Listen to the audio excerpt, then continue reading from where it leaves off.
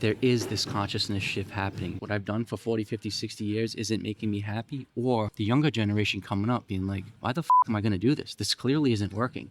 I think if people can just be more honest with themselves, it allows more honesty in society, which then allows for us to correct the ills that need correcting. How can you get to be comfortable in your own skin? There are so many people that they've never experienced that ever, where to feel that type of bliss, to feel comfortable as your soul in this body, that's heaven on earth. That's being enlightened. That's reaching nirvana, so to speak. If a young professional woman is looking to settle down and find a husband to have kids with and get a house and lives in Boston, I am not your guy. No. Like, I am definitely not your guy. Like, you don't even want me near your family. And just like that, we are back with the universe according to Mugsy. Today is Tuesday, January 20th, 2026. I am Mugsy the Creator, and I am lucky enough to be joined by author Adam Butler, author of Butler's DMT Field Guide. But Adam Butler is much more than just an author, a psychonaut, an explorer of the consciousness, a seeker of information. I have been flabbergasted by his authenticity as he's made his rounds on the podcast scene, and I am touched by the message that he is out here sharing. I myself have never gone on the psychedelic adventures that this person has, but he is here to sit down and have a conversation. We're going to touch on some of the DMT, and we're going to see where the conversation goes. Adam, you have had quite a life. We talked about kind of bullet pointing this for a few people. You had essentially everything materially, and you have changed your life radically after an interaction with DMT. Yeah, and now I have even more, even though I don't have any of the material wealth or any of the things that I used to have. But yeah, for you to word it like that makes me realize I certainly didn't lose anything. I gained so much, but yeah, a story and narrative I never thought I'd be sharing.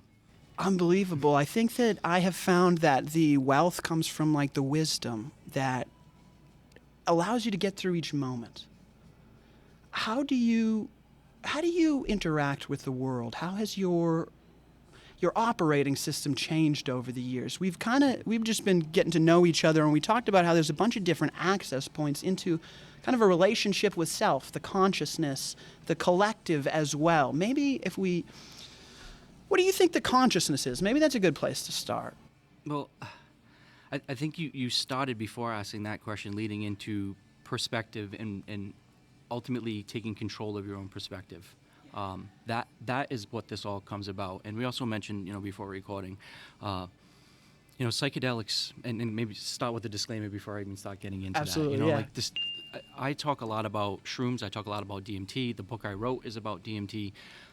But really, psychedelics are not for everybody. DMT is definitely not for everybody. It's not something I go around saying people should do.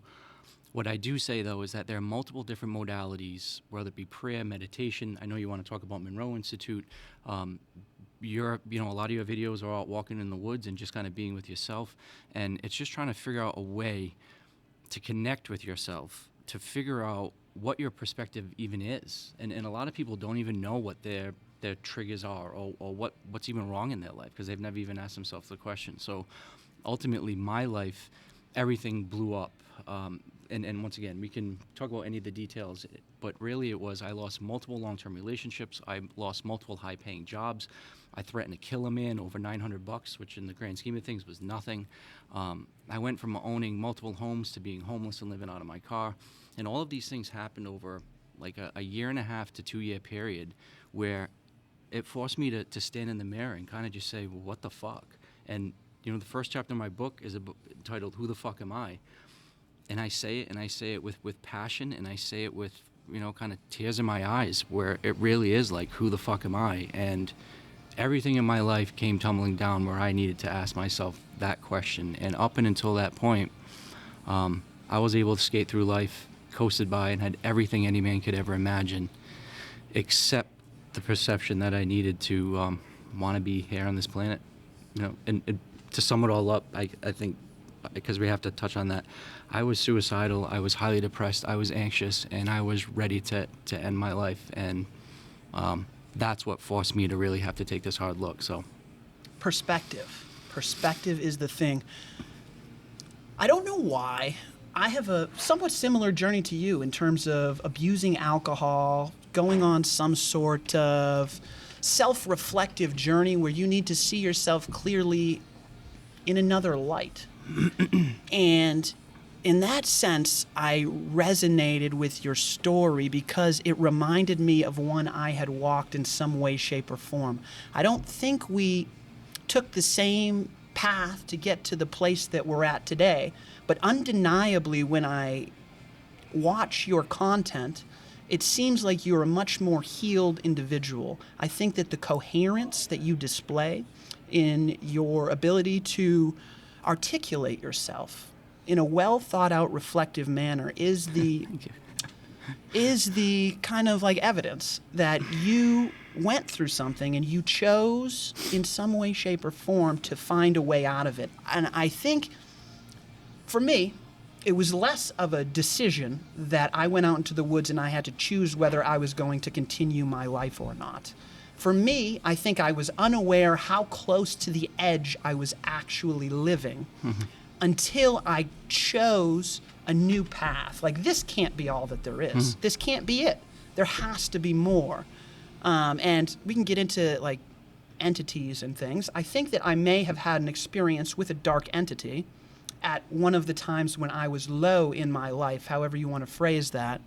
And that interaction for me meant that the opposite was possible. If I invert that, okay, if let's say the devil's real, well, that means God is too. So let's set out on a mission looking for him type of thing. Yeah. I don't know why people need to get to that point. Yeah, so... Or recognize themselves. There seems to be a universal seeking of someone's soul when they know they're not aligned with their true calling. And I hope that people don't have to get to the low point that I did. But unfortunately, that the stats across the world show that people are really in this funk and they need to figure something out.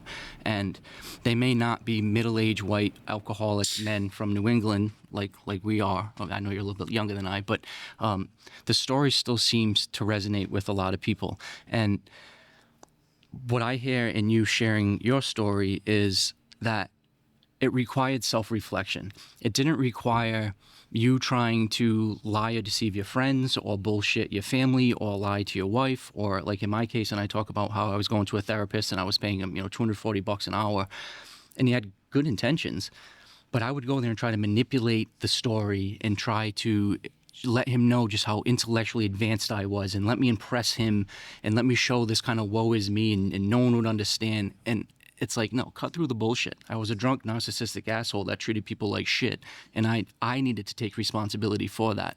And I say that because if anybody else would have said that to me, I certainly wouldn't have taken it well. I probably would have got defensive, and then I would have thrown my list of accomplishments and to say, well, look at all these things that I've done. And it really wasn't until I took accountability for myself, where I stopped looking for the external kind of causes to the bullshit in my life, and I had to take accountability.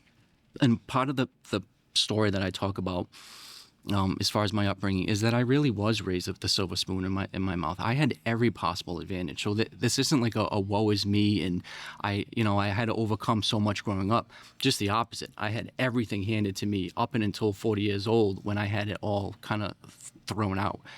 But the story that I'm hearing a lot, and psychedelics or not, is that people are starting to wake up and they're starting to take the time to reflect on their lives. And whether it's darkness retreats, whether it's going to Monroe for a week, whether it's doing yoga, whether it's cold plunges, or, there's a bunch of different ways of getting there. But to your point, I think people, and yourself included, are seeing through the bullshit, realizing that there's more than just this kind of rat race material kind of shit, and that it all does come down to this kind of connection to self-love, self-knowledge, unity, or all kind of one. And it sounds corny to say that, but that's the common thread that people that have kind of seen through or lifted the veil, so to speak, all have that sparkle in their eye and that calmness in the voice that you pointed out that I have, because it's like, yeah, I'm not going to be fooled anymore. I'm not going to be tempted by the bullshit. And probably most importantly, I'm not going to be my own worst enemy and my own limiting factor, and I'm going to get the fuck out of my own way, which I'm so glad I did few years ago, because now my life is amazing. And it brings me to Unbelievable. weird places to meet, and I love saying it's weird people, and I consider myself a weird person. All day But I it's was like, thinking about how I want to start this, and I wanted to say, like, oh, it's so nice to sit down with a normal human being. I feel like, normal being weird. I know. It's just so few people are honest and expressive as you, and I feel like do not hide anything, especially with the people here at the place that I work, or my home life, or in your whatever. videos, even in your videos, where it's like, Yeah. you know what? And it's not like, fuck you, I'm wrong, you're right. It's more kind of like, this is my path. If you want to join it, cool. We're going to laugh and skip and have a great time along the way, and we'll do cool shit.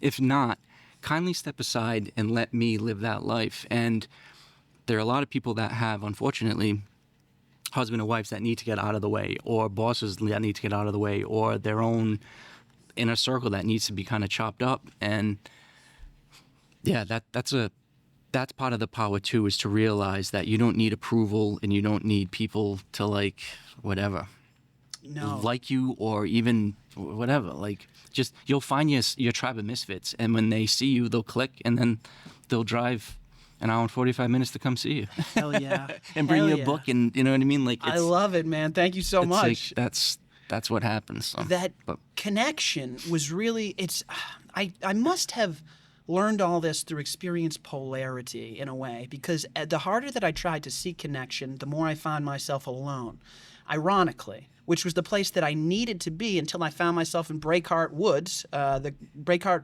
Reservation is down in Saugus, Massachusetts. That's where I did a few years ago when I started the podcast. I just went out into the woods because I didn't know what to do to start a podcast. And that was when I felt the most connection. I didn't realize at the time there was orioles following me around, and then the next year there were no orioles. And I went back and I looked up the bird orioles, and apparently it's associated with spiritual growth. I was like, oh, that's interesting. it's a perfect segue to the Monroe Institute, if I could Yeah, lead in that way, please. because it's perfect. Because there's this book that was written in the 1890s, I believe. It's called Philosopher. And if anybody's into kind of like old ancient wisdom and esoteric teachings and kind of like really cool, like not Freemason type shit, but a lot of symbology, Philosopher is the name. And I started reading that book, and it's been such an amazing part of my life, my journey. I'm actually writing a book in the next kind of couple years, because I think it'll probably take that, kind of like a sequel to that book.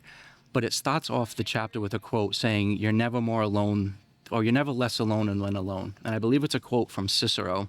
And it starts this dialogue between this guy and basically this like ethereal spirit that comes back to teach him all these lessons. And they go through this journey into like all these caves and the underworld. And really they explore a lot of cool aspects of people's consciousness.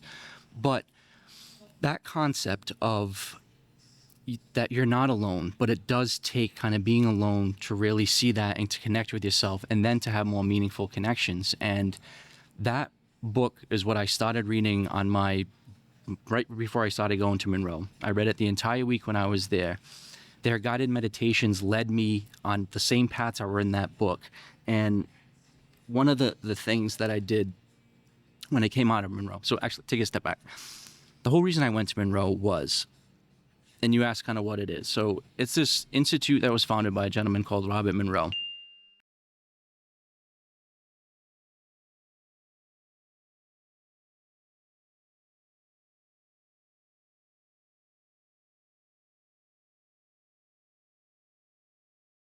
And he kind of started this exploration of altered states of consciousness, because he had out-of-body experiences where he left his body, saw his body kind of from like a third-party perspective, was obviously his mind was kind of blown by it, and then started kind of studying it and trying to figure out how can you replicate it and what happens when you're in these different states. And he's written several books, and like I said, the Institute's been up for like 50 years. There's a lot of information on it. But in essence, what they found is that if your brain can register certain frequencies, it can make it more prone to different states of consciousness. So whether that be a deep meditative state, whether that be a state that's more open to lucid dreaming, whether that be a state that allows you to interact with spirits or ghosts. But that level of frequency, and because I mean, it really is all vibration, and it really is just your body being inundated by a different frequency of electromagnetic waves that elicits a response in your brain. But the trick of it is that frequency that they figured out that works is lower than our human ears can typically register. So they use what's called binaural frequency, binaural beats. So one ear has a different frequency than the other ear, and the way your brain registers it is it gives that difference. So if you want to hear 12 hertz, you just have the difference of 12 hertz, and your brain will pick that up. So they play with that technology, and they claim and really have proven some really incredible results.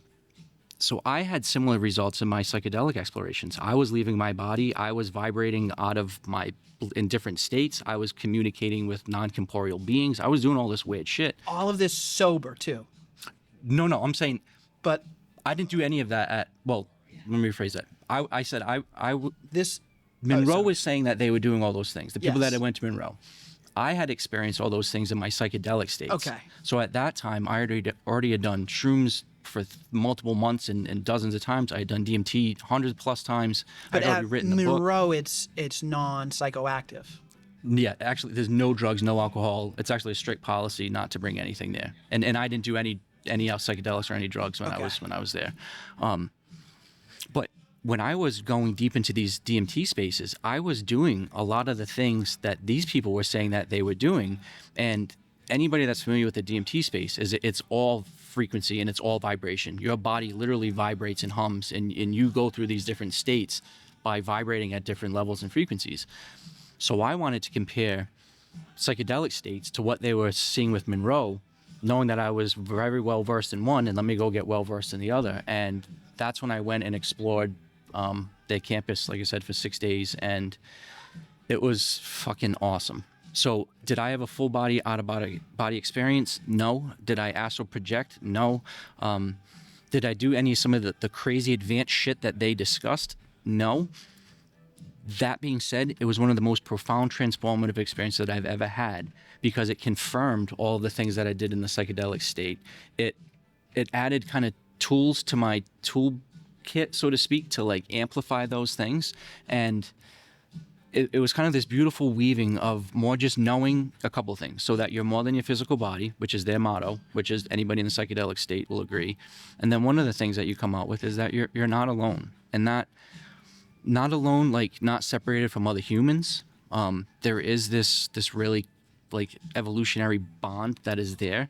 But then you're also not alone in the spirit realm. And that's not a religious statement. That's just an energetic reality, in my opinion. And then once you experience either one of those, the deep meditative states from Monroe or a deep psychedelic state, you'll have no question in your mind about some of the things that I claim, such as you're never alone. But so for you to say you go in the woods and to get in that deep space, I can only imagine what vibration or how you expanded your consciousness to allow for more information to come in. And you just sat there and received it. And I think that it's like beautiful. consciously opening yourself up in some way to receive that information. There are a couple of things that I used to think about all the time. One of them is energy, frequency, vibration. Nikola Tesla said, if you want to understand the keys to the universe, it's all energy, frequency, vibration. And the more that you just think about those concepts and live your daily life, that's when I started to integrate thinking about invisible things and how things could be coming in. The recognition that birds or dogs, right, hear different sound frequencies. Mm-hmm. I can't hear those frequencies, but nonetheless, they could be having an effect on me. So if I'm all of a sudden squirrely, could it be because I've been on blue light and I can't tell that the blue light is the thing that's really making me agitated, but all I feel is the agitated state? I would need to be thinking about like invisible things that are not perceptive to my mind, to my mind's eye. And when you're also surrounding yourself with coherence, that's what I think nature does for you. Everything has a place in nature. Go ahead and try and knock a tree down. It won't come back next year. Like, come on, buddy, what are you trying to do? So that connection, the recognition that you're not the wave but the ocean, is kind of what I came out of the woods understanding. Like, I'm connected to all of this, and I don't know how. Well, and it's not just two guys like throwing around buzzwords. Like I know you've done a lot of deep exploration of podcasts and reading. I'm assuming reading. I know podcasts. A little bit of reading, much more mentioned podcasts. More podcasts. Yeah. But there's some really good information out there. And I say that because it's not, don't take my word for it or your word for it. Do your own exploration. Look at the books, read the books, look at the literature. And it proves that what we're talking about is reality. So it's not just like Nikola Tesla and some of the older kind of scientists. It's current scientists that are, you can't run from the data points. Like you can't just say we have to ignore this. And there's a great book by Aldous Huxley, kind of one of the original kind of people in the psychedelic scene, called The Doors of Perception. And he has a concept of basically describing exactly what you're saying, which is that our mind is in essence a reducing valve, so that there's so much invisible information out there. And I want to touch on that because that's certain a reality. So, we can only, as a human species, pick up on a very small, part of that spectrum. There's clearly much else. The animals that you mentioned and go through the whole range of different senses that animals have elevated than us. So it's clear that biological beings, it's clear that mammals are able to extend their senses. It stands to reason that we should be able to do that. But even just things that pick up X-rays or gamma rays or things that are beyond it, it's merely just a matter of we don't have the mechanisms or machines to pick it up. But I think we are the mechanisms and machines. We can tune our radio receiver, so to speak. And there's a lot of people that have studied that concept, agree with that concept, and all of my experiential, personal kind of journey into all of this weird shit, but probably more importantly, the trusted conversations that I had with people that have shared similar things, there's no doubt in my mind that we as humans are way, way more than our five senses. Not only that, we can dial up what we typically have, our five senses, we can make those hypersensitive and dial them at way, way higher. But then we do have other things like telepathy and potentially telekinesis and the ability to kind of manipulate time and the ability to separate our physical body from our spiritual body. And again, all those things sound so fucking wacky and so weird, and they may come from a bald-bearded guy who's saying he discovered this shit from meditation and psychedelics. But study the PhD students that are looking into this now. Study the people that have studied it for 20, 30 years and have written multiple books. Like it's not just, oh, hey, this is my theory. It's like I'm just one experiential data point proving what hundreds of thousands of other people, including yourself through different modalities, are saying, yes, there's something greater than, and that's the real stuff, not the fake social media smut that brings society down and cakes us with crap. It feels like this is the next frontier. This consciousness movement that we are having feels like I would imagine the wild, wild west would have back in the day. You have the freedom to go out there, and you don't know what you're going to find. When you start looking at yourself and doing some of the things that we're talking about, I guess the reality is our brain protects us, and our awareness protects us, and it only allows us to see things that we are capable of fixing, or to some level, I believe that. There are some things that I'm sure my brain doesn't show me because I don't have the ability to change them at this current moment in time. But being able to face that, like what are the things that might need to change for you to be on a different path, it can be very fearful. It's like facing your fears in a way, going out into the darkness. Yeah, but as I reflect on like my own personal story, I think probably more importantly how, again, it's not me and you. It seems like my 22-year-old niece who's out in Oregon studying like plant-based medicines and different modalities of consciousness exploration. Or when I went to Monroe, I was one out of a group of 25 people.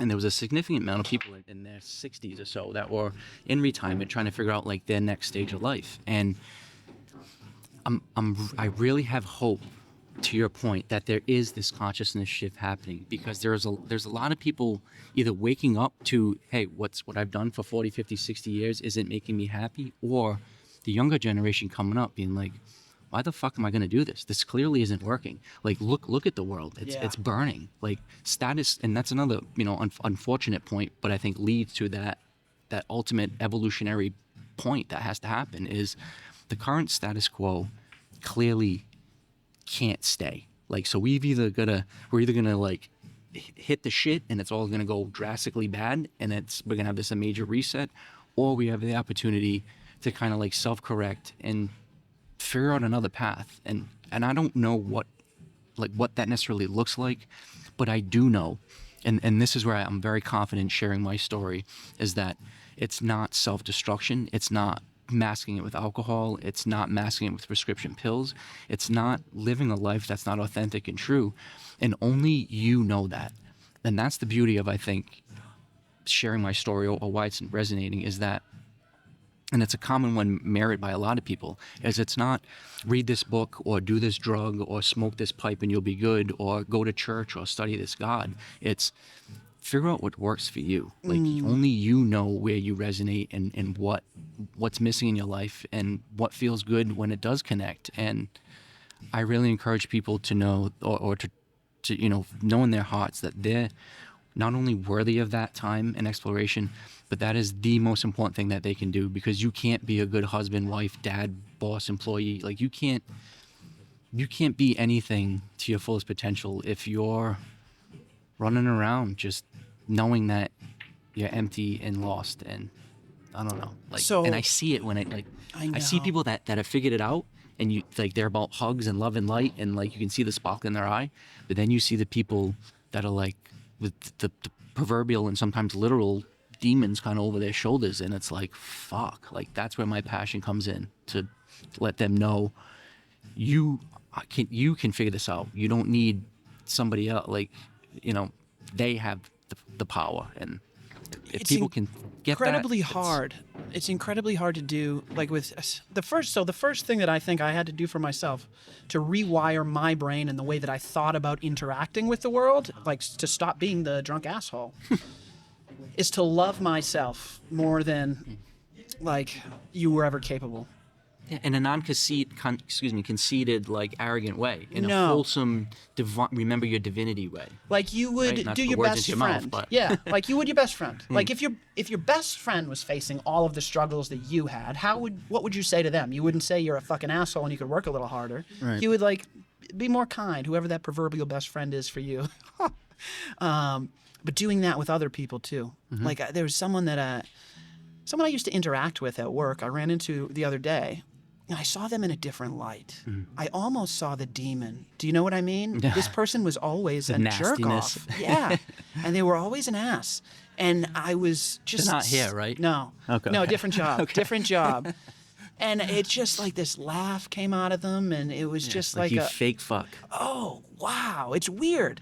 But I must not have been able to see that when I had to work with them every day. For whatever reason, I didn't allow myself to see that. But how do I love this person more than they love themselves to help get them out of that funk? Like, I think that's the thing that I'm trying to do with everyone, even through the podcast. Like, you can do it.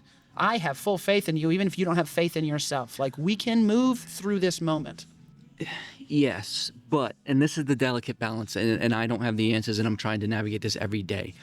And this coming from the guy who was an alcoholic from age 12 to 40. And I drank every day, all day, double IPAs, bourbon in my coffee every morning. Like I was a nasty fucking alcoholic. And so many people my entire life had the best interest saying, hey, you should quit, you should stop, cut back. Like I had friends that were sober. That was the best thing that ever happened. And I say that because up and until you do that self-reflective journey, if you hear from somebody else and it doesn't come from you, it's just going to bounce off. And you have to figure out like when that change needs to happen, and when that switch is needed. And yeah, that's so the point I was trying to make, is that if it took me up until 40 years old to figure that out, I have to give that leniency to people that are younger than me, certainly, because it's like, what the fuck, it took me that old. But then also to know that you can't shove this down people's throat. Like, they have to be ready to look in the mirror. Yeah, because it's not, hey, will you listen to my speech or read my book? It's like, will you have the balls to look in the mirror? And for me, I was so successful, and I say this not arrogantly, I was so successful and so quick with my words and so throughout my life until I coasted, that I was able to look in the mirror and lie even to myself, up and until, again, where I had the psychedelics, where that first time I did, like 5 grams of shrooms, and I was looking in the mirror, and it's like, I'm looking at the muffin top and the fat hanging over me and the bags under my eyes, and I'm like, I've ruined all of the relationships. I have all of this shit going on. And it was like, fuck, you can't lie. And that's one of the things psychedelics did for me anyway. It was kind of give me this sense of like truth serum, where there's no lying, and you can't lie.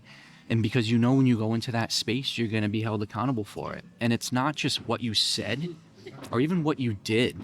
It's the intention behind it. And that's really been a part of the transformation that I've had, is that not only do I hold myself accountable, I know the universe is going to hold me accountable. And there's no faking it. There's no bullshit in it. It's not like, oh, I'll just have a piece of gum and I'll cover the 5 beers I had. Or I'll just be really intelligent when I talk to my therapist and he won't know that I'm being a fucking asshole to my girlfriend at home. Or I'll just mask everything with money because, well, I'm making $200,000 a year, so who's going to say anything?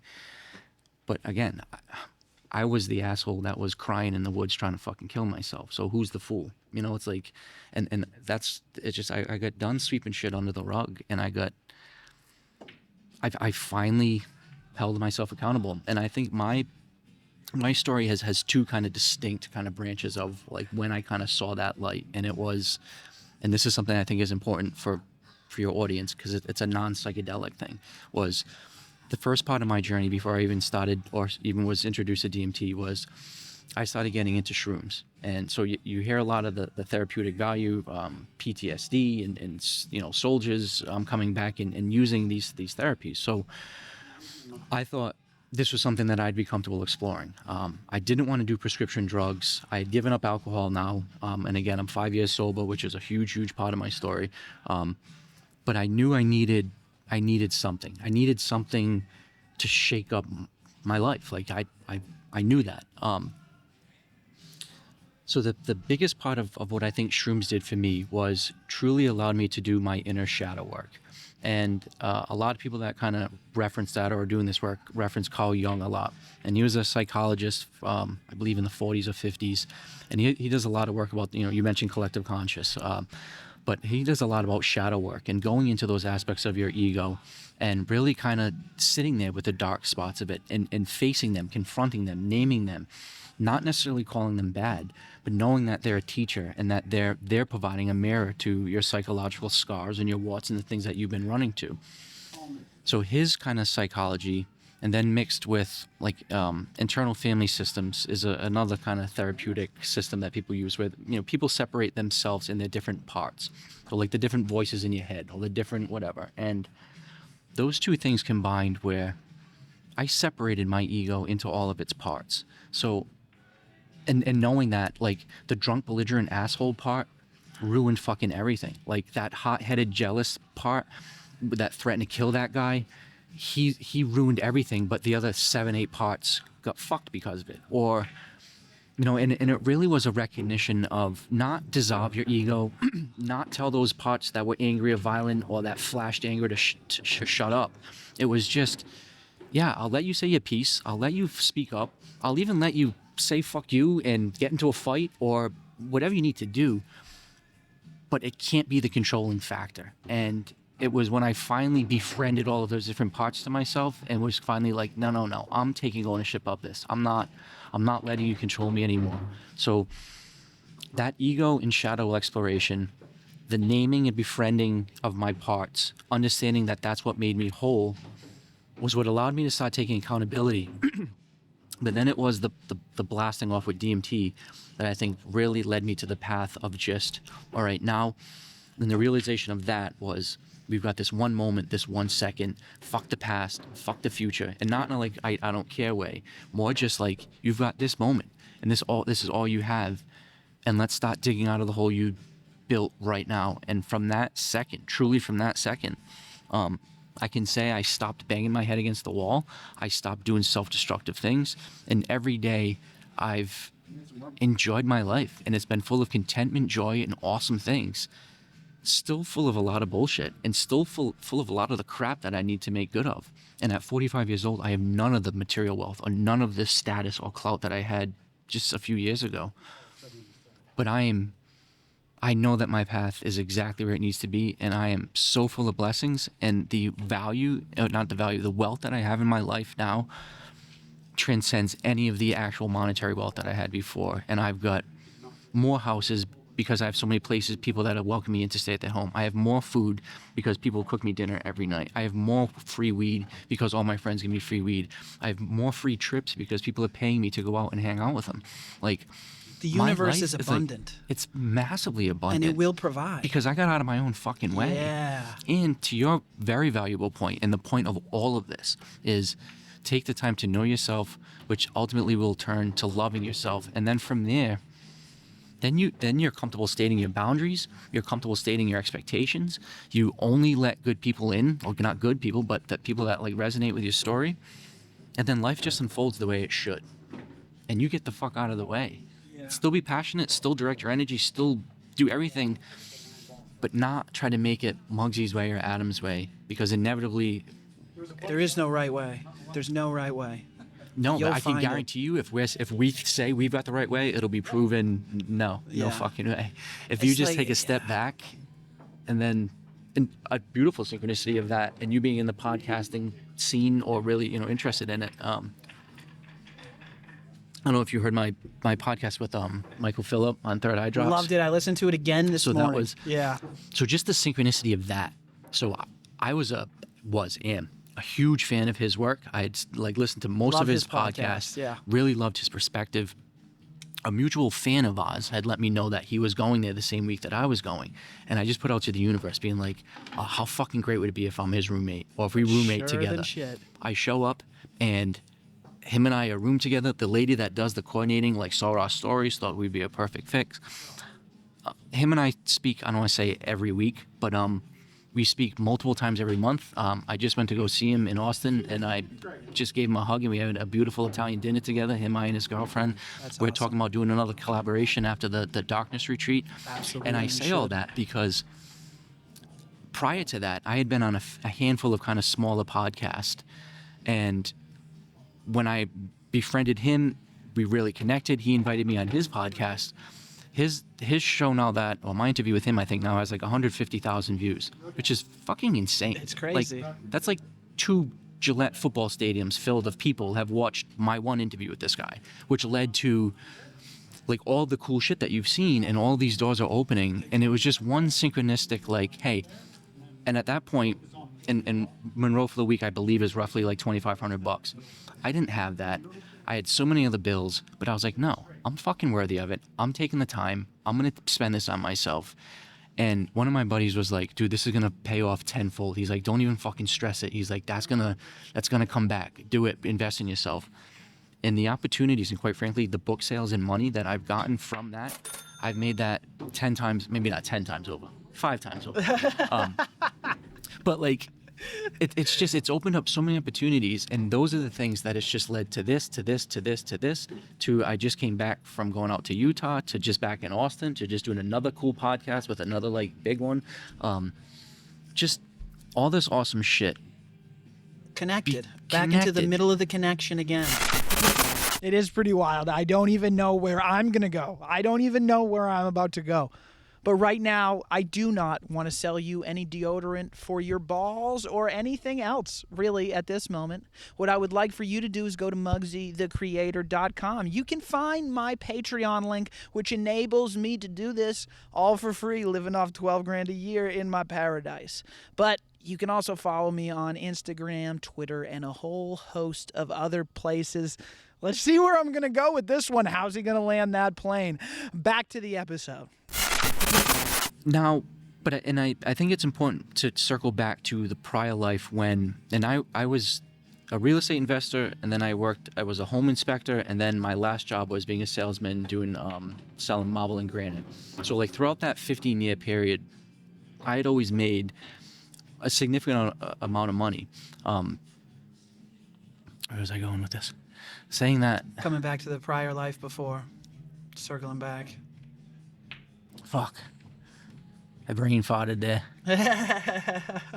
Happens to the best of us. Fuck. I was coming back to a good point. I love what you were saying too about naming the whatever it was, dissolving the ego, naming whatever the negative sides of you. I think as I start to reflect back, I realized again that I was protecting myself. I came from banking and finance, and if I would have known the reality of the stock market and how rigged a game it was at 23 as a drunk asshole, I would have got myself killed. I definitely would have gotten myself killed. Then I found myself at the Federal Reserve, and if I told those people what I really thought, I might have found myself Right. in another little mess. Thank God they fired me, and it allowed me to, again, reevaluate. But where's I going with the judgment? I don't remember where I was going either. Maybe with the self-judgment, where some of those things, or maybe it sounds like we were leading, was that they're not necessarily negative if they survive. Yes. If that's what allows you to survive, again, that reducing valve type thing. Yeah. And so maybe hand it back to you. Yes, exactly. You learn to love that aspect. Like I loved those places, even though they were dark at the time, and I didn't understand maybe how much I was contributing to that darkness. I needed those moments in my life for me to be able to reflect on later. And that kind of brings us to like the now too. I'm always talking about E = MC squared. Once I thought about that equation and integrated the idea that time isn't real and it's only a human perception, then you can think about the moments in your life, and if you're thinking about them now, they might have some value for you in this moment because everything's tied to the current present moment because that's the only time you're actually experiencing. Yeah, and for somebody that hasn't done psychedelics, time is, and it's not an illusion, it's a real thing. It's part of this 3D kind of structure that we live in, and it's important to realize its kind of fundamental aspects. That being said, once you do elevate your consciousness, once you do expose yourself to other ways of receiving information on different vibrations, you can definitely play with time, and it is not just a linear one-way thing. And I've played with both front and back.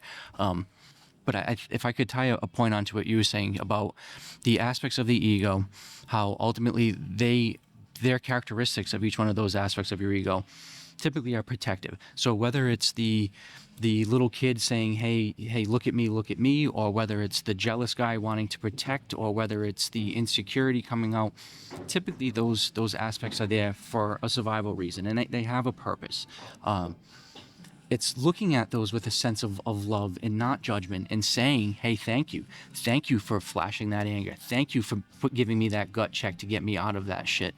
And how I've realized, and you said that you're really interested in integration. So like, how do you take back these lessons, and in what are ways that you can actually apply them? And an analogy, that I think is helpful.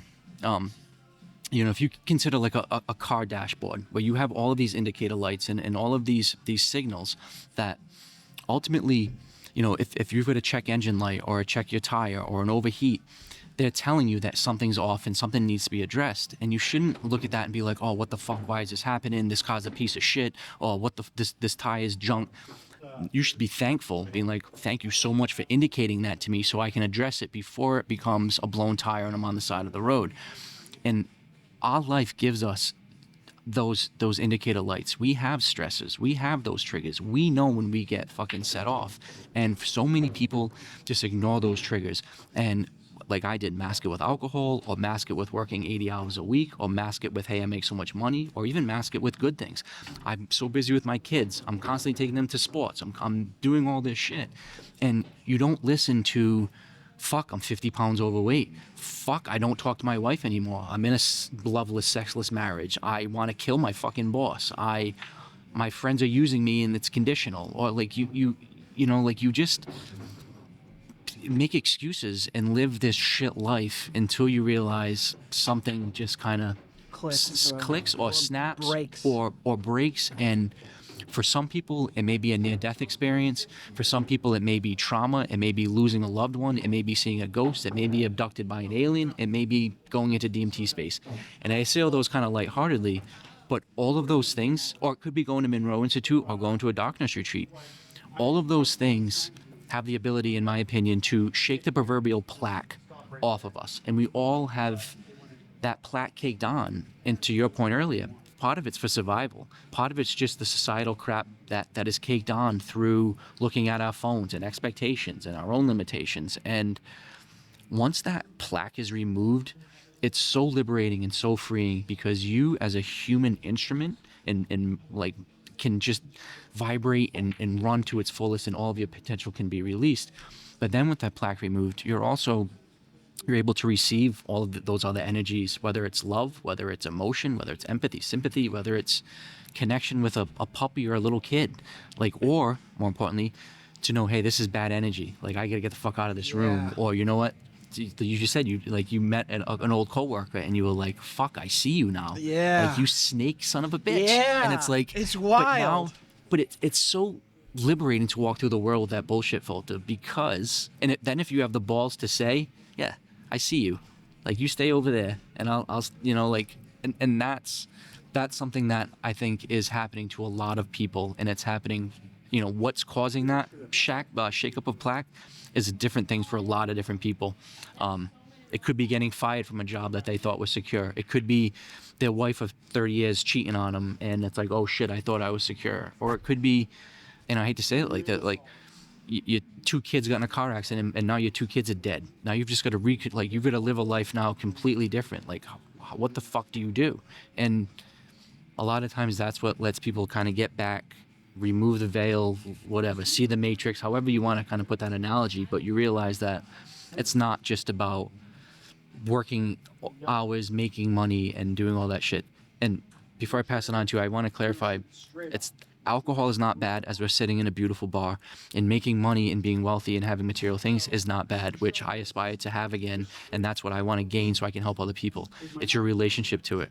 So I had an extremely unhealthy relationship to alcohol and an extremely unhealthy relationship to money and my perceived clout or this alpha male status that I thought I had because I was making $200,000 a year and I could flash money. And not even like $200,000 a year is really shit. I mean, that's like, depending on where you're rolling. Yeah, I shouldn't say it's shit, but I mean, there are people that make, you know, $2 million bonus per quarter. And it's like, but it was just this. When you start comparing yourself, you realize, oh God. Yeah. And that's the slippery slope where each one of us can be like the very best us. We're always going to be a second rate somebody else. Mm-hmm. And I don't, like, somebody said a quote similar to that. I think it was a musician. And it was like, it stuck because that's like, yeah, like now talking about like the DMT space. Rick Strassman is, if anybody's interested in learning more about DMT. So Rick Strassman wrote the book Spirit Molecule. That documentary is based on it. He is an absolute expert. Dr.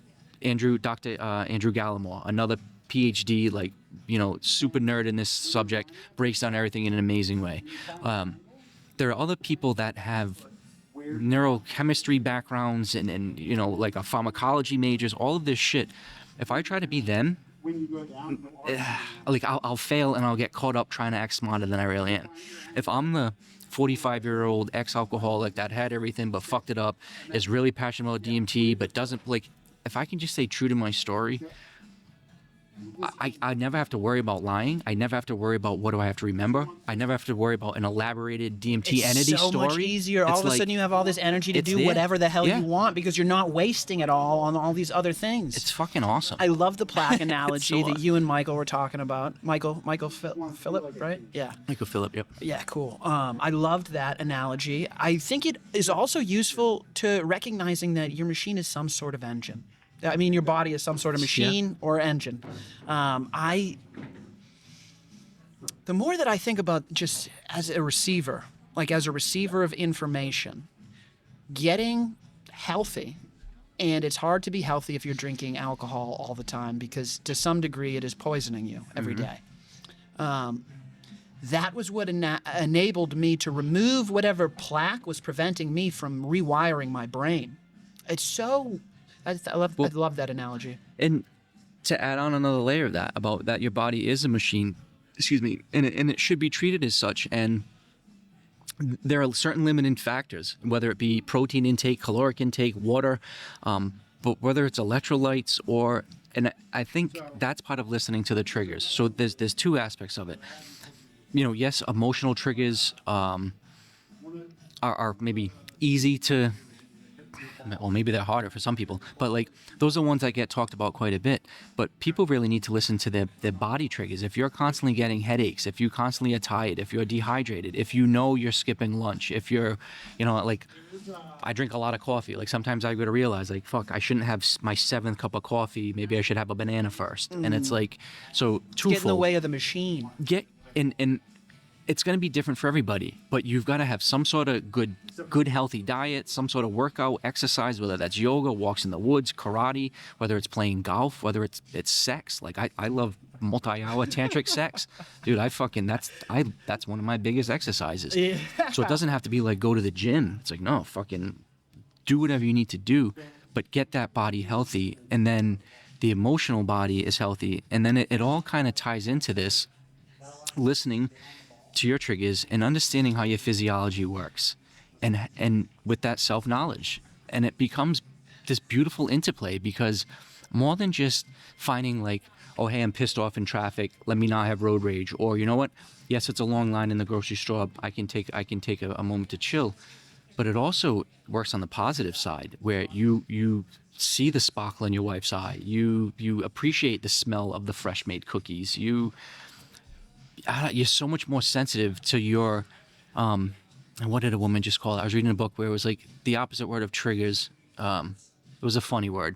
It wasn't giggles, but it was something to that effect. Yeah. It was like, yes, be aware of the triggers, but also be aware of like the things that jazz you up, and be aware of the things that give you goosebumps. And part of that knowing and having a better relationship with your physiology is, and I love the words you use, because it's everybody's kind of saying and experiencing the same thing.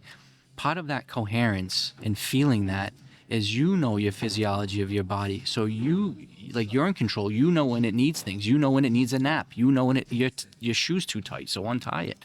But like in my case too, I know now how to, when I'm dreaming, how to go into a lucid state and explore some crazy, crazy shit. I mentioned like prolonged sex. I can get my body now to tie into like, all right, I can last for as long as I want, because I'm telling my body this is where I want to be. Or when I'm going into DMT states, which are never easy and you can never necessarily get used to it. But it's like I'm preparing myself, and I pray and meditate and get into my own kind of like hyped up state where it's like, I'm good. I can take this molecule into my body. It's gonna play me like an instrument, but I'm good with it. And to have the confidence in that translates into everything, whether it's in a job interview, whether it's asking somebody for a date, whether it's, I don't know, just conducting yourself with authenticity. You embody yourself in a whole, you carry yourself in a whole different way, and that changes everything. I think everything. It really does. You can't understate that though. When you see everything as an opportunity, like there's so many things that I would have looked at and I would have said, oh no, they turned up the music a little bit when we started. Right. This is going to ruin it. Right. Or it's an opportunity for us to have this conversation with some nice background music. Right. Do you know what I mean? Like anything could be an opportunity if you look at it that way. It's so true, and that's where you see the synchronicities come through, and I think that's a part of like coherence too. And actually, because and I know I'm kind of jumping around, but one of the points I want to kind of tie into, because there's so many easy ways to show what you're talking about the invisible. So like, you know, basic biology about like how our lights take on our eyes take in individual photons, or that like our ears take in, you know, depending on the wavelength and the size, that's what we're taking in for sound. But you know, if you were to consider like a tuning fork and just how that works, where you can, you know, hit something and across the room that tuning fork will vibrate, or like the guitar strings will start vibrating.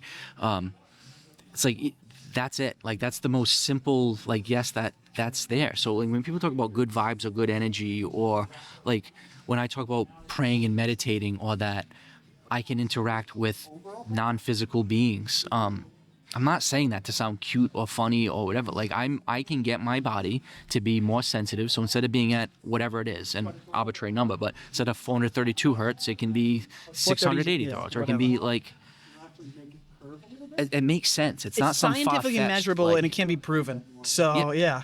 And some awesome stuff coming out, like the telepathy tapes. I don't know if you. I haven't fully dove into those yet. I hear everybody talking about it.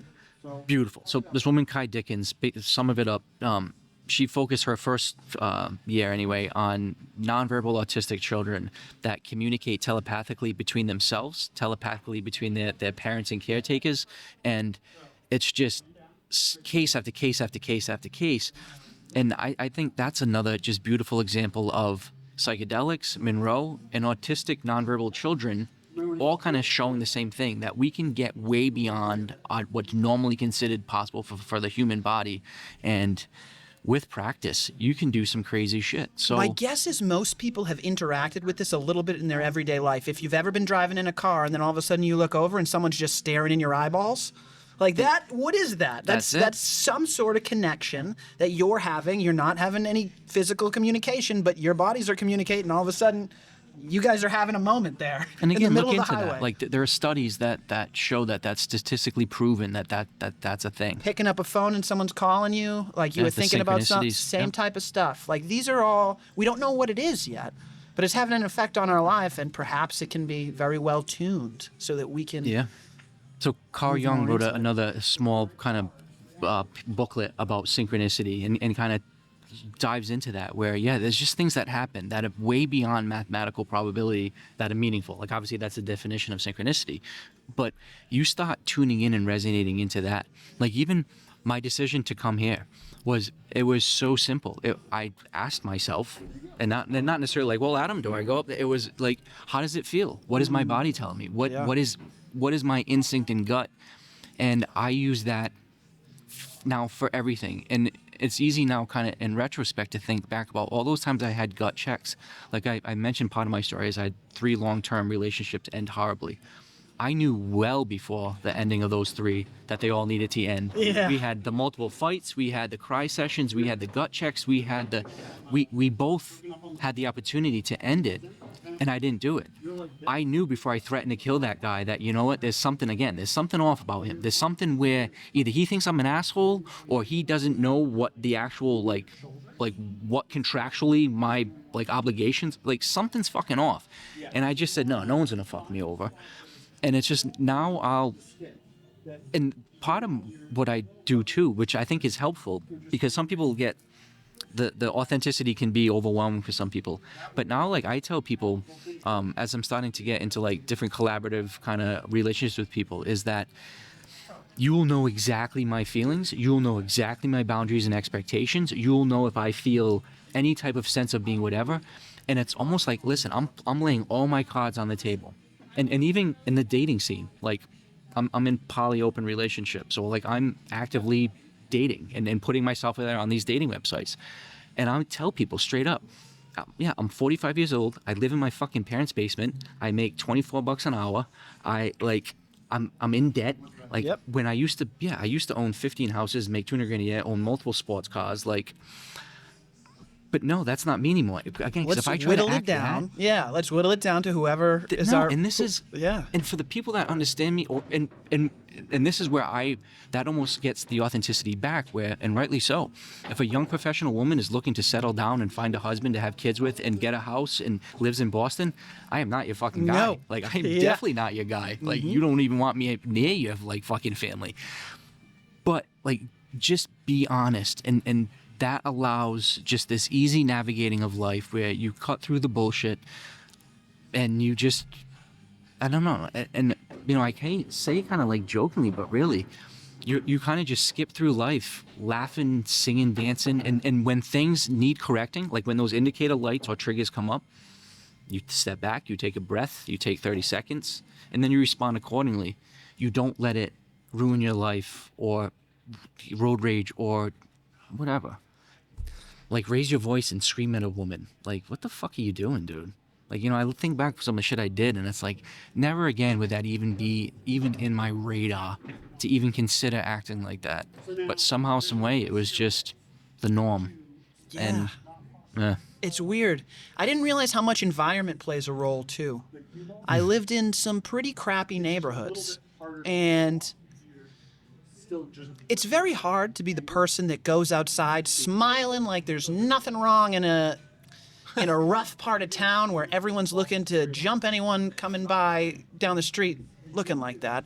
And I didn't realize, now I think about the thoughts that poor people have versus wealthy people and the things that they worry about, and how much of that I was picking up on unconsciously, being surrounded by that. oh, yeah. But then making the choice to embody that anyways and be the light in those that's so hard to do. But if So you can needed. do that, you are creating your own environment magnetically, electromagnetically. Right. And I think in the future we'll measure attention in light in some way, shape, or form. and maybe like we are like It was- much yeah. more of the light than we necessarily think. Yeah. And you see the kind of, the meme or whatever where like a light is wet, but a lighter goes up to it and like sparks the inner flame of the other person. And it's like, that's what we can do. And if I could, another layer to your environment thing, it's, I think, an important kind of aspect of how you integrate as well. There's a concept called mastermind groups that my understanding that the first kind of was brought to concept was in a book by Napoleon Hill called Think and Grow Rich. It's of all the books I've read, of thousands of books, that's the one I say is probably my favorite book of all time. And there's a lot of great concepts in there. And the concept of a mastermind group, and it goes to kind of bringing it back full circle about how we're never alone.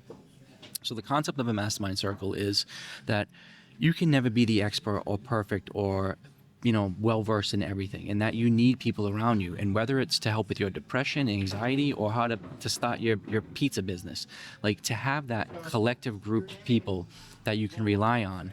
But then that also transcends physical living people. That can be spirits, that can be deceased loved ones, that can be Ben Franklin, that can be whatever, some of Salem's founders, if that's what you want to channel. But to know that, like, that environment and who you surround yourself with, as opposed to listening to I grew up on like 90s gangster rap. So it's like you listen to some of that shit and I love it, but it's like, fuck, what are they pumping into? Or the shit now that is on social media and the stuff that like All of social media what a is supposed so alpha hard. male is and what a supposed woman should look like and what like just the crap and the divisive speech and the sexism and the hatred and the like, there's just so much that is just not what humans authentically would do or be without that plaque. And why I have such passion and why I share my stories with you and people like you is that it's not psychedelics, it's not becoming a non-alcoholic, it's not getting into retirement, or it's really just removing your own plaque again so you can love yourself. Because then once you love yourself and know yourself, in my opinion, it's so easy to extend that to other people. Because if you know that you're worthy of your voice to be heard, of your feelings to be expressed, of all of those things, so is everybody else. Everybody else is allowed to walk their own path, to do their own thing, to have their own opinion. And it's like, if you feel that at your core, you know that the other people should have that too. And that almost like it removes all the conflict. You're not trying to say, be a Democrat, not a Republican. Yeah. Think about this like that, or you should think about this about trans people. And it's like, no, fucking everybody, just, you can have this space for everything. Like, When someone relaxes in the room, it almost unconsciously gives everybody else the ability to like relax. Yeah. If I just say, it doesn't matter what your political opinion is. If I'm just like, oh, I'm not really that into politics, but like, sure, I'll listen. Well, all of a sudden the defenses go down, and they don't really want to talk about politics anymore now that they know that it's not going to agitate you, because they didn't realize what they're looking for is the conflict that they see on the internet. When I say this, you should say this, and I have a response for this, but no, we're not playing that game. When we're having a discussion, we're having like I just want to know some things, right. Yeah. But it gives, like, even, I've one of the things in my life is my relationship with my father, who's an amazing man, great father, but we have some differences of opinion. You can imagine a 74-year-old, stubborn, still alcoholic white man from New England, the words he uses, how he feels about certain aspects of groups, Yeah. yes, where it's like listening to him talk sometimes is like fingers on a chalkboard. And that my niece that I talked about, she fucking claps right back at him. It's like, no, you can't talk about people like that or use those words. And I can sit back and respect all of their points of views, where it's and as much as like, yes, Dad, you're ignorant and clearly you shouldn't be saying that, but it's like also, am I going to spend 3 hours of my day getting pent up and getting a headache and getting red in the face, arguing and saying how ignorant you are? And it's like, no, I'm going to go to the gym, work out, make love to my girlfriend, go whatever, smoke DMT and walk in the woods. The asshole that wants to spend, and you said you listen to a lot of my podcasts, so you've probably heard me say this, where it's like, there are people that literally get up every day pissed off, angry about waking up, angry at their alarm clock, angry that they get dressed, angry that they take a shower, angry that they hate their job. They're pissed off all day at work. When they drive home, they're road raging. Who's this guy? Like, they're pissed about making dinner, cleaning up after dinner. Then they watch the news. They're bitching about the news. Like, every day, all day, everybody's the asshole. Everybody's wrong. And the whole world is fucked. I hate to tell you, man, if anybody's living like that, you're the fucking fucked one. asshole. You're the one that's fucked. You're the one that's ugly, dark, nasty, and everything. And it's like, that is not you. Like, that, if that's what you're sitting there like, that's a reflection, and you're projecting that. And it's so clear and obvious when people project the otherwise. And like, those are the people where, like, some of my best friends now are like 75-year-old women, or like 17-year-old dudes, or like just the most random, because it's like all the rawness is there, the authenticity is there, there's no ulterior motives, and it's like, cool, we're just connecting on a human soul vibing, thing. yeah, And, whatever the hell, we're on the same frequency. yeah, and we're that's that connected in collective some shift way. that I think can and will happen. And I don't think it's like 100% of the population or every country. I just think it has to be a big enough percentage where we just show by example. We lead by the smile. We lead by the sparkle in our eye. We lead by the guy being comfortable telling another guy a compliment, saying, hey man, I like your shirt. And I do like your shirt.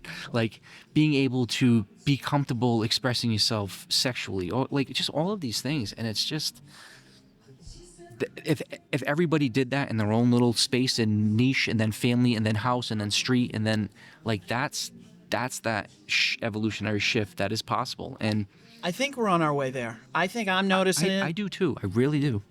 The other thing, there's a couple things I want to talk to you for hours and hours, but living in a state of gratitude, huge difference for me. Just appreciating the little things, even like you're saying, like, I gotta do the dishes and clean up. Now I look at those as opportunities. How It's like, blessed oh, are you? thank you for Yeah. letting me do these dishes. It gives me a moment to reflect on my day. And I feel like I'm cleaning up my environment. Now I feel a little bit cleaner, even though I'm just cleaning the dishes. It's weird, though.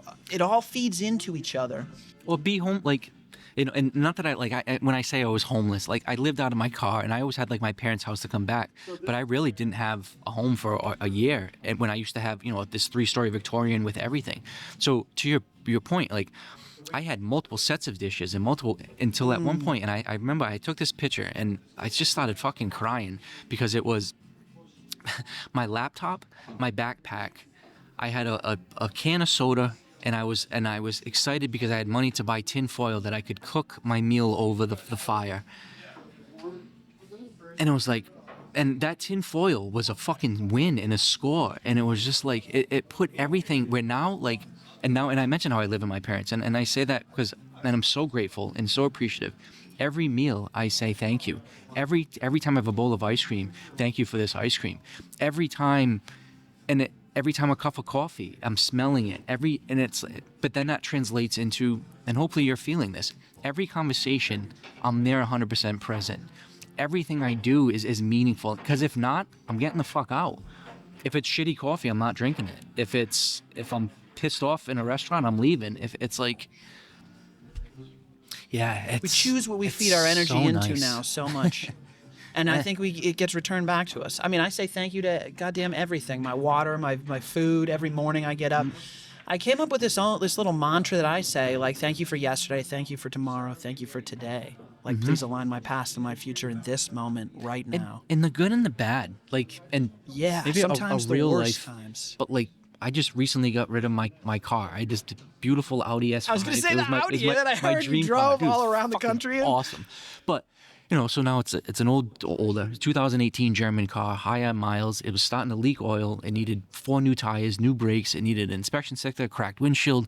Like, it needed several $1,000s worth of shit. And it's like, fuck, what do I do? Do I invest in this? And the sum of it up is, I went to go trade it in. I got way, way more than I think I should have. I got several thousand more than the trade-in value. I was able to get into something that, like, is just like a perfect vehicle for what I have now. And it just turns everything into a perspective thing, where even now, and even that very car, I had to bring it back because there was an issue with the thermostat. But now they're replacing the thermostat, where it's like, even that, I'm thinking in my mind, that's awesome it happened right away, because now I just got a free pot out of it. Not Yeah. like, oh, what the fuck, I got to go back. If that waited It's 6 just- months, then I would be paying for it. Yeah. And I went in there, and I was happy, and I was thankful, and I was appreciative, and I joked with the lady behind the Reframe counter. that, yeah. And then I went and got a coffee, and then I sat down and had a bag of peanuts, and I a brought great my day. book. And it was. I wasn't. But then you see the other people, unfortunately, sitting around you, and they're either all scrolling like this, or they're talking on their phone being bitches, or they're being miserable. And it's like, but now they're the ones who are they're probably taking anxiety medication. They're the ones with the headache. They're the one whatever. I'm thinking about, again, going to the gym and banging my girlfriend and about, I'm gonna have a French dip tonight for supper. Yeah, I'm gonna have a French dip and then chocolate ice cream. It's like, now, and again, somebody could look at me and be like, this dude's a fucking fool. He's literally talking about butterflies and bumblebees and Who's and having a ice better cream. day? But who's the one that is not self-destructive, anxious, suicidal, who is genuinely happy with my life? And I've created a bubble around me, this resonant bubble, and that's another Monroe kind of metaphor, is you create this truly, what you allow to resonate and tone with you, and you create that. And it's not only, but it's a twofold. It's a, what beautiful things can you resonate with? So what love and light and connection do you allow to shake into your body? But then it's a protective force field where you just keep out all the shit. And it's not, I want to stress this too, as neither one of us are big guys. I'm like 175 pounds, so I don't want to come off as this like tough guy. I walk into the room and it's like, oh, I'm the fucking, not that at all. That being said, I'm not afraid of any fucking man, and I'm very comfortable protecting my space and my energy. And it's more just a matter of like, I don't know. I listen to my body. I listen to what's given off to me, and I'll act accordingly. And until You won't even be gets in the proved wrong, situation because Exactly. you'll be already out of there. Go on. Like, yeah, that's where before I would have leaned in, and it would have been a bad night. I'm looking for that. Like, there's nights where I'm go out and I'm looking for what can I start. But now I won't even, I'll have a feeling, like, it'll be a feeling that, like, I don't even feel like going out tonight. And that would have been the night something happened. You know what I mean? Like, I don't even know. My body won't let me near that. I don't know how it works. But in the quantum world, there's something going on there. Being in poly relationship, so never easy, and it never will be easy. Yeah. But like when I get a flash of jealousy, and it'll happen, and it does happen. But it's like, so, but what do you do with that? And what is that trigger telling you? Well, maybe it's telling you, well, then maybe you need to ask a question. And that's another, I think, beautiful aspect of this, is that, like, I love awkward situations. I love difficult conversations. Like, if something is awkward or odd or difficult, then that means it should be addressed and needs to be addressed. Like that, and that's where I thrive, where it's like, cool. Like, if there's a wife who thinks psychedelics are horrible and never, don't allow it in my house, and they're demon drugs, please let me talk to them. Yeah, let's have a chat. If there's a 50-year-old alcoholic that says, you're a fucking pussy, you quit drinking, you're a quitter, I'll never quit drinking, I'll talk, like, cool, let's talk. If there's somebody that says Jesus is the only way, or Buddha is the only way, or there are no gods, or atheism is the way, or like, I like all of those conversations, because it's like, cool. Like, because I'll start off with, I don't know the answer. I know I'm not right. I'll humbly, this is from my experience,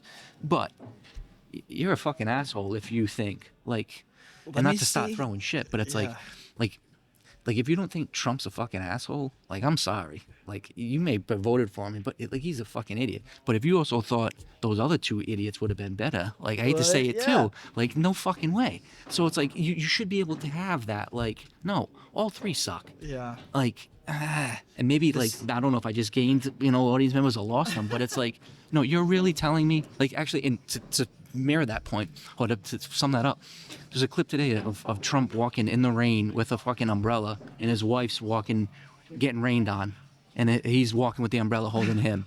And it's like, cool, if you want to make the argument that a grown man should be covering his own head in the rain and not his wife's with an umbrella, I'll sit back and let you fucking spare yourself. I want to see the world through your eyes. Let's go. Yeah, Let's like, see. Prove me wrong. Yeah. Or We'll see should that man have put the umbrella over the woman's head in the rain? on.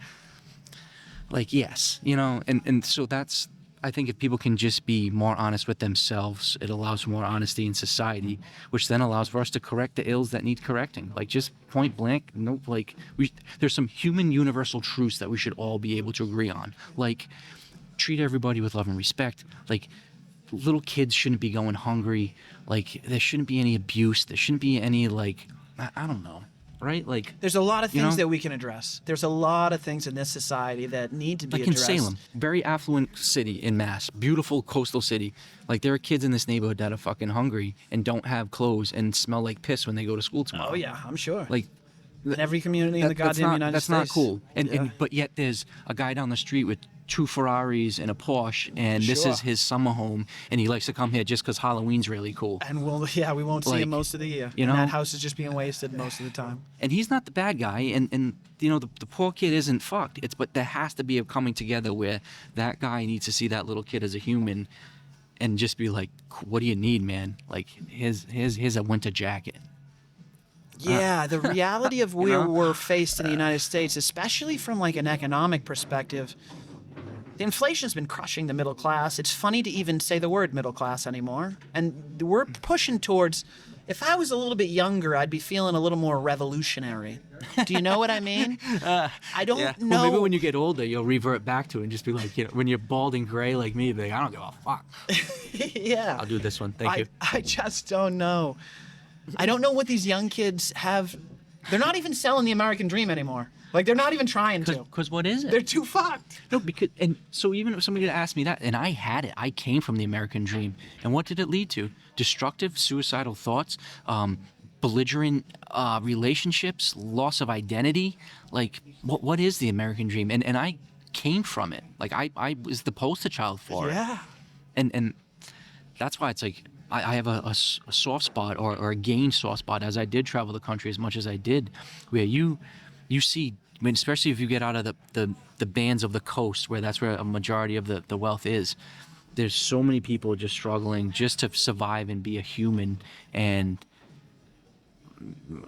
it kills me. Yeah. And that's where that kind of whole like love and connection comes in, and it's like, what can you do? But I think what we can do is have conversations like this. Today, this afternoon, I just posted a 25-minute collaboration video that I West did with this guy, Virginia. that West Virginia thing. Saw yeah. that. Yeah, I didn't get a chance to watch just it, but that's great. A cool guy who is, he's a dad, he's a granddad, he goes to church all the time, he's a carpenter, and he realizes, well, not realizes, he knows that there's all these elderly people that don't have the means to fix their houses. They're all dilapidated. He's got the skill set, means, the energy. Let's put together something. He asked me to help, like, let's share the message. And yeah, like, let's put some windows in. Like, a few $100 of windows could make all the difference for an old lady. Oh my And God, you could save her life in the wintertime. Really? Literally. And that's not in West Virginia, a winter storm that they're not typically ready for. You run out of heat, you're fucked. And that's where it was just a no-brainer. Like, him and I connected on a bunch of different levels. And when he asked, like, hey, would you mind sharing this? It was like, no, man, let's do a video. Let's make our own shit. And Right. then, and in that video, I state, I'm going to go down and I told him, I said, I can't wait to come down for 3 or 4 days. I said, I was a carpenter, I was a builder, I'm very comfortable. I'm going to go down and swing a hammer That's for a awesome. few days. I and love have a that. fucking blast. That's great. It right? will be. Not like, oh, I'm going to lose a day's wage or a couple of days' wage. It's going to be gasket down there. I don't know them. They're strangers. Like, I am so jazzed about going down there for so many reasons. This guy's got a cool Bernese mountain dog. He just had like a new grandkid. Like, he lives in this yeah. awesome, so like all these things. And that's the type of life that presents itself when you're not just whatever in that rat race. Let me know when you're going. I'll come down. Yeah. I'll come swing a hammer. I don't know what I'm doing, but in West Virginia's Monroe is in Virginia, so you could even potentially do a loop. But no, but even something like that to share the voice, because even and like is this video gonna reach 50,000 people? Maybe not. But if it reaches 500 and 3 of those are Boston bigwigs and one of them is whatever the sales rep for Anderson Windows, and he's like, yeah, dude, we've got a truck of windows that are 3 years old. They're fine, but we can't sell them because the serial number's out they'll of fit in skew. West Virginia. We'll go. Yeah. Like, yeah, can you frame a replacement window into a new frame or whatever, vice versa? Like, yeah, we'll figure it out. We'll make it work. I love and that. like, that's the fun and excitement of where before it was, well, I made $3,000 this week. I can make 3,500 next week. Or you know what? I'm gonna make 4,500 this week. Or No, that's the. and again, that's not the negative. It's not, if you're successful and financially sound, but have a sound relationship with it and are spreading the wealth and not causing it for self-destruction like I was, then cool. Like, if God bless you and spend some money to West Virginia. Yeah. Like, but it's the people that think that that's what it's about. And it's like, oh, I've got the $5,000 belt and the $10,000 pair of shoes and the like. I think about money is supposed to represent your energy, and right now, for a day's labor, you can't get a night to stay anywhere with a good meal. So our energy exchange is off big time right Absolutely. now in the United States anyways. But that's where bartering comes in. So like I mentioned at the beginning about all the cool things that had happened in the free meals and the free whatever. I just got invited out to Utah for like a 4-day retreat, all expenses included, food included. The retreat itself, it was like, it was going to be like a $2,000+ thing. And it was just like, cool, share it, pay it forward, come out and like. But my guess is you're open to receiving more. Like some people are so limited in what they're asking for. Like I need $500. Well, if you need that, you don't really need that. What do you want? You want an Xbox? That's only $400. So if you get the Xbox, you didn't really need the $500, right? If you want to go on the trip, then I don't really need $2,000. What I need is the trip. Right. And part of that is being very specific on how you ask the world. And there is something to that, like not woo-woo like manifest reality and the secret type shit, but part of it is consciously creating that resonant field or bubble around you, and that's part of that kind of creative manifestation thing. Is no, think like, I am gonna get this job. That woman is gonna say yes to the date. I am gonna win at pool. We are gonna knock this fucking podcast out of the park. Like, as opposed to, like maybe it'll be awkward. Maybe like, No, we're gonna crush it. yeah, it's and but that applies to too, like Everything. about the future, where it's like, I have no idea where my financial career is going to go. I have no idea where the next book's going to lead, or the next.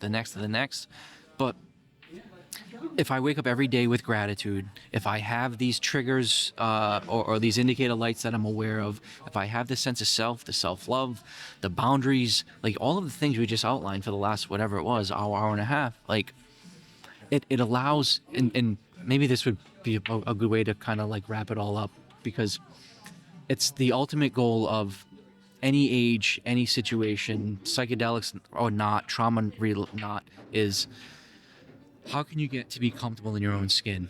And there are so many people that they've never experienced that ever, where to feel that type of bliss, to feel comfortable as your soul in this body, like that's heaven on earth. That's the ultimate, like that's being enlightened. That's reaching nirvana, so to speak, where if you're not trying to be richer or a longer beard or with a whatever, Nicer car. a nicer car, or even I want to ascend to my home planet, or I want to be an eagle or a bear, or I want to be a DMT entity, or I want to be back to Cleopatra. It's like, no, right now, my soul is exactly happy being Adam Butler at 45 years old in Salem on a Tuesday night on the 20th of January. And it's like, I don't want to be fucking anywhere else. I don't want to be me in a year when the next book is out, or when I'm on Joe Rogan's podcast and I talk about mentioning it to you. Like, cool. And I really think all those things will happen. But I'm just really happy to be me right fucking now, because I have this second. And after almost killing myself and almost ending my life, and that wasn't a rash decision, that wasn't I had a bad day. I spent weeks and weeks and weeks and thousands of miles traveling, contemplating if I wanted to stay on this planet and in my skin. And it was 99.5%, like my toes were over that edge. So for me to take a step back and to say, I don't have anxiety, I don't have stress, I love my body, I love who I am, my soul is exactly where it needs to be. If everybody could say those very words, and it's going to be a unique situation and completely personal for everybody to get that path, but if everybody could mirror what I just said, that's it. That's the evolution that we would need. And that's what my goal is. Not sell books, not promote DMT, not whatever, fucking bang hot chicks. Like, all of those things are like shit I want to do. It's if I could help somebody be like, yeah, Adam helped me realize that. That's what I'm on this planet for. Like, that's what I know what my goal is. I love that. I think that's why I wanted to reach out and get you on here, is because it feels like we're aligned in the same mission. I call it expanding the consciousness, trying to get people to tap into whatever that they have. I like that aspect of it, where you're saying you're not, I have the answer. You're saying you take it back. Like, you take it back. You'll this know is it on when you find it. Yeah, there's nothing I can. I'm the fucking genius. Yeah, no. This is between you and the Lord and whatever it is that you believe in, and you have to do it for yourself. No one else can do it for you. But this has been such an amazing conversation. We didn't even get into the DMT stuff. Yeah, we don't have to. You don't have to. And I say that. So I'm accessible. I'm available. Happy to have more conversations. My email address is booksbyadambutler@gmail.com. So if anybody has any specific questions about DMT, about the book, you know this, I do offer a free PDF copy. If anybody wants a free PDF copy, I'd be more than happy to thanks to send you a free PDF copy. And honestly, I'd be more than happy to have any conversations because, and really maybe end it on this, as I ended up the book about love thy neighbor as the last chapter, about saying the most rewarding aspect of this is getting the fan interaction or the people saying, hey, your words really helped, that, you know, I was in a really dark spot and you shed some light on an area that I needed it, or quite frankly, you helped me stay on this planet one more day. That's why I share my email, that's why I share my book, and that's why I offer my genuinely empathetic and sympathetic ear, and I'll listen to you, not to you, but like to anybody. And it's like, if anybody is in a dark, shitty place, if they're thinking like, fuck, I was in a spot like him, reach out. I'm here for you, and I can connect you with my inner circle, which can then expand it out. And yeah, you're not alone. Definitely Full not. circle. You're not alone. Oh my God. Unbelievable. Thank you so much for doing the work you do. I Yeah. know it takes a lot of energy. I know it takes a lot of effort. And I think that you are quickly becoming a recognizable name in the consciousness space, in the DMT space. I think that you will continue to have some success. I loved your book. Guys out there, pick it up. Butler's DMT Field Guide. It will teach you how to do lots of things, whether you're talking about tantric sex or you want to put together a little ayahuasca brew of your own. It's all in there. The information is in there. Please be careful. Hallucinogens are not for everyone. We're not doctors. We encourage you to talk to medical professionals before you start interacting with anything that you shouldn't be interacting with. And if we're talking about spirits here, that's on you. I don't know how to keep bad spirits away from you, but that is something that has some potential. Thank you for coming up here. Thank you for having this discussion. Thank you for everything you do. Fuck It was yeah, a brother. pleasure. Cool. I'm happy to see where you take this. I know you're still at the beginning of your journey, and I'm excited to see where you'll be in a year, 2, 3, 5. Again, not jumping to that, not pushing for that future, just excited when it unfolds. And I think we'll probably be back here doing similar things, We'll be talking doing about some something cool again. shit. We'll be doing it again in the future, guys. Thank you yeah. so much. Take back Cool. your consciousness. I love you. We are out.